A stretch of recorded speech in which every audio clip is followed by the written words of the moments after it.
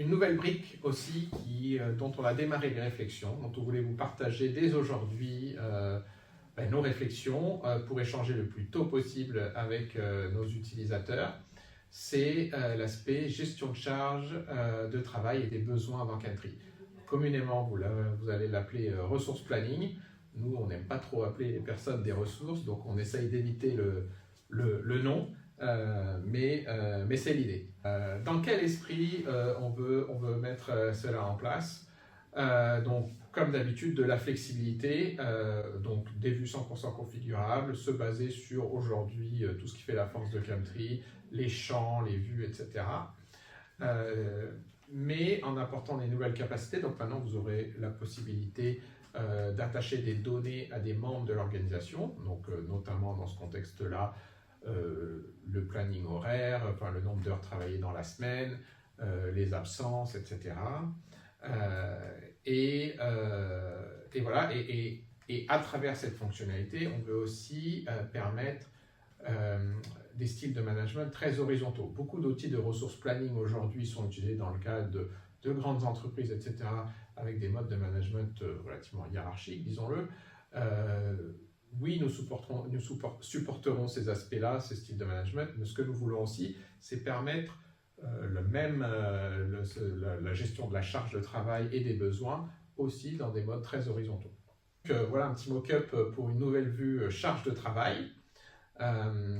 Donc l'idée, c'est de rapidement visualiser pour chacun des membres d'un workspace qui travaille sur quoi, pendant combien d'heures et leur charge de travail hebdomadaire, alors, ou mensuelle ou quoi, la période sera configurable.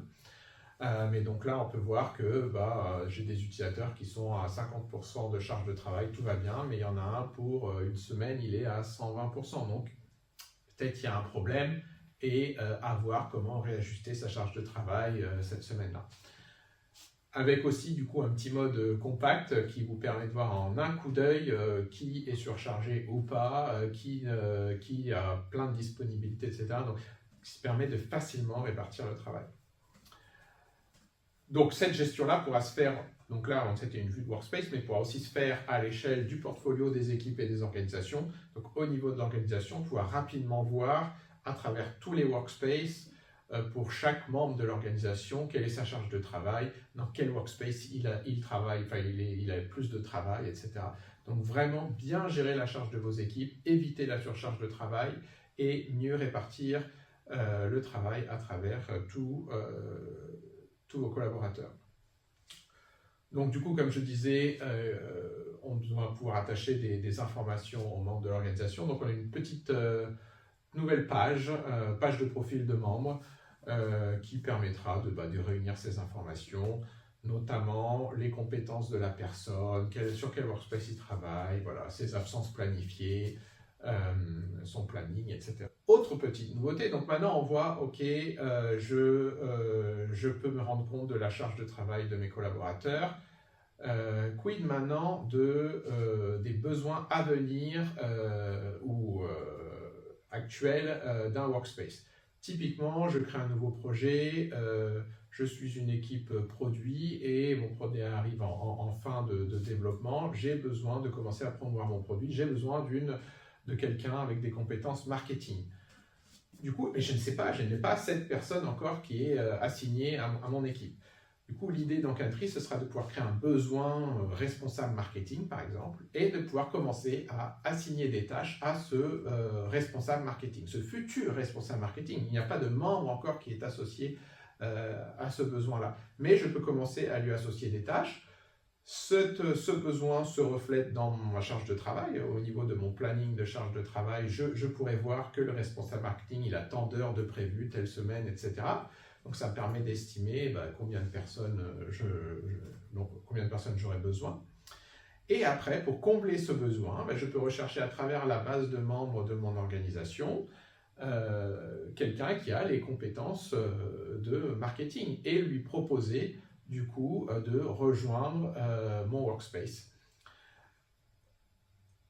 Autre possibilité, on pourra aussi publier une petite annonce qui se reflètera au niveau du portail de l'organisation une petite annonce qui dit voilà, ce workspace a besoin de telles compétences, typiquement responsable marketing, ce qui permet après à tous les membres de l'organisation de venir consulter les besoins à travers tous les workspaces et de venir postuler pour travailler dans tel ou tel workspace. Cette approche-là permet d'implémenter vraiment des styles de management très horizontaux ou imaginer même des équipes de freelance qui travaillent entre elles, etc. Enfin voilà, on veut vraiment apporter beaucoup de flexibilité. Soit vous pouvez simplement rechercher des personnes et les ajouter à votre workspace, mais vous pouvez vraiment aller sur cette approche. Non, je suis plus dans la proposition, travailler, publier une annonce, etc. et combler des besoins. Et vraiment une approche très flexible de membres virtuels à mon workspace qui permet de mieux planifier le travail dans le futur sans avoir encore les collaborateurs adéquats. Voilà où en sont nos réflexions aujourd'hui. Ce qui nous intéresse suite à cette présentation, c'est surtout d'échanger avec vous sur le futur de cette fonctionnalité. Donc c'est une fonctionnalité que l'on prévoit de commencer en 2026.